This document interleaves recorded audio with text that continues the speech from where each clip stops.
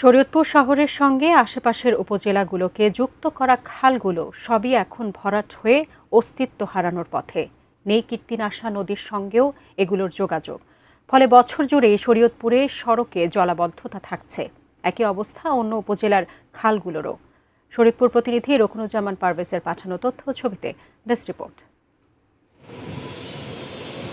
শরীয়তপুর শহরের আঙ্গারিয়া থেকে সদরের বুড়িরহাট পর্যন্ত এ খালে একসময় চলত বড় নৌকা, এমনকি ছোট লঞ্চও। শহরের মনোহর থেকে কোটাপাড়া বা রাজগঞ্জ থেকে আটং পর্যন্ত খালও একসময় ছিল নৌযানে মুখর। ভেদরগঞ্জ, নড়িয়া, ডামুড্ডা ও জাজিরা উপজেলার সঙ্গে সদরের যোগাযোগের প্রধান মাধ্যম ছিল এ খালগুলো। তবে সেসবই এখন ইতিহাস। শুকনো সরু খাদ দেখে শুধু বলা যায় একসময় এখানে খাল ছিল।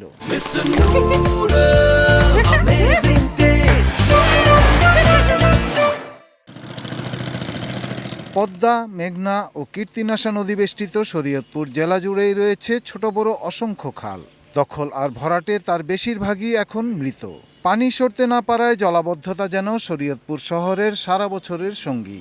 বৃষ্টি হলে তো কথাই নেই। খালে পানি না থাকায় সেচ সুবিধা পাচ্ছেন না কৃষকরা। কৃষি বিভাগের হিসাব মতে জেলার অন্তত ৩০,০০০ হেক্টর জমি জলাবদ্ধতার শিকার। আর নৌপথে যোগাযোগ, সে তো কেবলই স্মৃতি। বড় বড় নৌকা গেছে, চাঁদপুর থেকে আইসে নৌকা গেছে, এই খাল দিয়ে স্পিড বোট গেছে, ওই যে ছোট ছোট লঞ্চ যেটা। তো আমি এক সময় নৌকা হয়ে গেছে, পদ্মার সাথে কানেক্ট ছিল। রুদ্রকর, তারপরে ধানকা, আপনার মাকসাহার, এই খালের পানিটা কিন্তু সব শেষ। খাল থাকার দরুন পানি নামতে পারছে।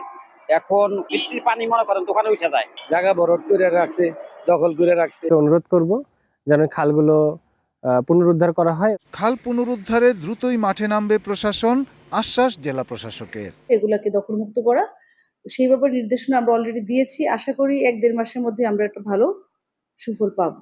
আপনারা দেখবেন যে অনেক খালই দখলমুক্ত হয়ে গিয়েছে। নদী বেষ্টিত শরীয়তপুরের খালগুলো আবার প্রাণ ফিরে পাক, উপকৃত হোক কৃষি ও জনজীবন, দাবি জেলাবাসীর। Shahidul Rana, desk report, ATN news.